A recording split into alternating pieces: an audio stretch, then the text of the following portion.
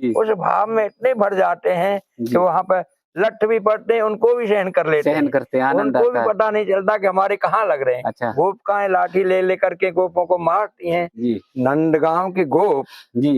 यानी भगवान श्री कृष्ण के सखा और वो बरसाना में जी। राधा जी के साथ, राधा जी की गोपिकाओं के साथ, सखियों जी। के साथ जी। ये होली खेलने के दिन अष्टमी के नवमी के दिन ये जी। बरसाना में आते हैं। जी। तो आग खेलन बरसाने में आए हैं नटवर नंद किशोर जी। और मारत भर भर झोर गुलाल की और भारी बरसात होती है।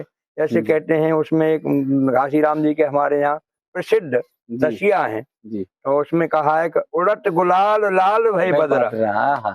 गुलाल की जब छवि बरसात हुई वहां पे तो उड़त गुलाल लाल भई बदरा, भारत भर भर झोर, सराबोर रंग से सराबोर हो जाता है और इतना विशेष आनंद आता है कि उसका वर्णन अपनी वाणी से नहीं हो सकता।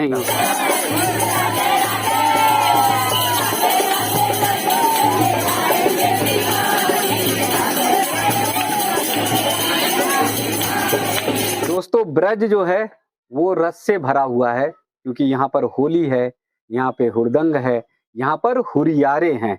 और वो हुरियारे इसलिए हैं क्योंकि कन्हैया ने, ठाकुर जी ने भी बरसाने में आकर गोपिकाओं के साथ जमकर होली खेली थी, राधा रानी के साथ जमकर होली खेली थी।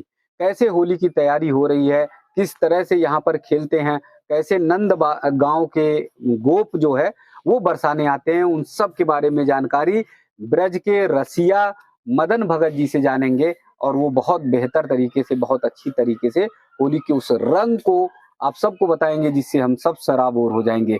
जी राधे राधे। राधे राधे। ब्रज रस से भरा हुआ है। जी, ब्रज रस से भरा हुआ है। जी। नंदगांव के गोप जी यानी भगवान श्री कृष्ण के सखा और वो बरसाना में राधा जी के साथ, राधा जी की गोपिकाओं के साथ, सखियों के साथ ये होली खेलने के दिन अष्टमी के नवमी के दिन ये बरसाना में आते हैं। जी। तो आग खेलन बरसाने में आए हैं नटवर नंद किशोर और मारत भर भर झोर गुलाल की और भारी बरसात होती है। जैसे कहते हैं उसमें एक घासीराम जी के हमारे यहाँ प्रसिद्ध रसिया हैं। तो उसमें कहा है कि उड़त गुलाल लाल भई बदरा। गुलाल की जब छवि बरसात हुई वहां पे तो उड़त गुलाल लाल भई बदरा, भारत भर भर झोर, ऐसे कुछ रसिया है घासीराम जी का। तो उसमें बादल लाल हो जाते हैं, पूरे सब जितने जन कहाँ से देश विदेशों से आते हैं भक्तजन, और वो सब रंग में सराबोर और गुलाल में सराबोर। न उसको उस समय पे किसी को अपने तन की शुद्ध बुद्ध कुछ भी नहीं रहती। उस भाव में इतने भर जाते हैं कि वहाँ पे लठ भी पड़ते हैं, उनको भी सहन कर लेते हैं। उनको भी पता नहीं चलता कि हमारे कहाँ लग रहे हैं। अच्छा। गोपिकाएँ लाठी ले लेकर के गोपों को मारती हैं। अब जो ब्रज जन में आते हैं दर्शन करने के लिए, उनमें भी कहीं कहीं लाठियां पड़ जाती हैं, लेकिन उसको कुछ एहसास और कोई डर नहीं होता उनको। तो तैयारियां क्या होती है कि कैसे नंद गांव से गोप आते हैं खेलने के लिए? पहले शाम को एक दिन वो निमंत्रित करने आते हैं गोपिकाओं को और वो अपने भाव में उन गोपिकाओं से कुछ हम लोगों को अभद्र जैसे शब्द लगेंगे, इस प्रकार से उनको निमंत्रित करके जाते हैं। कल आपका निमंत्रण है। अच्छा। और फिर दूसरे दिन वो खेलने के लिए आते हैं। तो गोपिकाएं सज धज करके पूरे 16 श्रृंगार कर करके और लहंगा फरिया जैसे परिधान पहन करके, आभूषण पहन करके, और वो अपने हाथ में लाठी लेकर के आते हैं और वो रंग से उनमें रंग गुलाल मारते हैं, वो उनमें लाठियां चलाती हैं। इस प्रकार से भारी मतलब ये भारी उत्सव मनाया जाता है भगवान श्री कृष्ण के उसमें ही। जी। अच्छा, ये नंदगांव बरसाने की दूरी कितनी है? करीब 8 किलोमीटर दूरी है। 8 किलोमीटर की दूरी। तो जिस दिन होली का ये रस रहता है उस दिन जो है नंदगांव के गोप जो है चल पड़ते हैं और वो अपना ढाल लिए बचने के लिए वो बरसाना में और पूरी तरह से आते हैं। अच्छा, बरसाने में किस जगह पर, किस स्थान पर? बरसाने में यहाँ रंगीली है, और यहाँ से ही चल करके और पूरे मंदिर तक जाते हैं, रंगीली गली से होकर।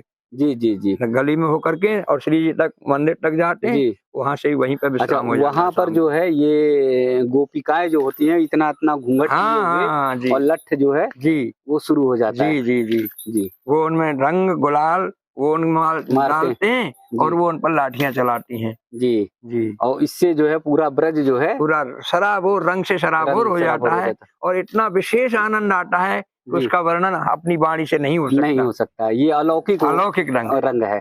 अच्छा, फिर जो है ये गोपिकाएं भी जाती हैं क्या नंदगांव? वो नहीं, गोपिकाएं नहीं जाती जी। यहाँ के गोप फिर नंदगांव जाते हैं। यहाँ के गोप, बरसाना के गोप दूसरे दिन और नंदगांव में जाएंगे। अच्छा, फिर वो निमंत्रित करके आएंगे वहाँ की गोपिकाओं को। जी जी जी। फिर यहाँ के गोप वहाँ पर जाके नंदगांव में खेलेंगे। तो यहाँ के गोपों को वहाँ लाठी पड़ती है या लड्डू मार? नहीं, वहाँ दूसरा तरीका, लड्डू मार कई दिन पहले होती है होली, यहीं पे होती है बरसाना में, बरसाने में मंदिर में श्री जी के में लड्डू मार होली यहीं पे होती है।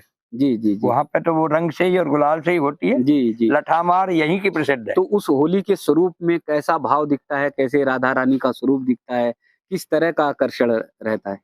वो भावुक जन उस भाव में भक्त जन है, महान पुरुष महात्मा है जी, वो उस रूप में उसी झांकी में उनका दिव्य दर्शन उनको किसी को साक्षात्कार हो जाता है। साक्षात्कार भी ऐसा हमने अपने कानों से सुना है। अच्छा, कि उस होली के रंग में रस में इतना आ जाते हैं कि भक्ति का वो सैलाब बढ़ता है। जी जी। और साक्षात्कार ठाकुर जी का और सूरी जी का उनको हो जाता है जी। ऐसा वर्णन आपने सुना है महात्माओं से।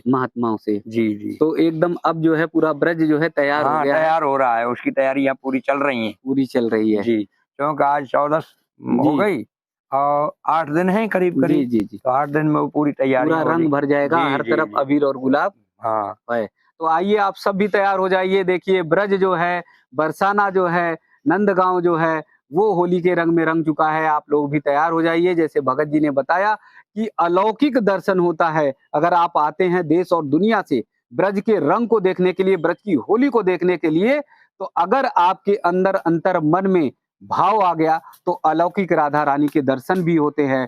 तो इसलिए आप सब भी तैयार हो जाइए अबीर गुलाल के साथ। होली है, होली है, होली है।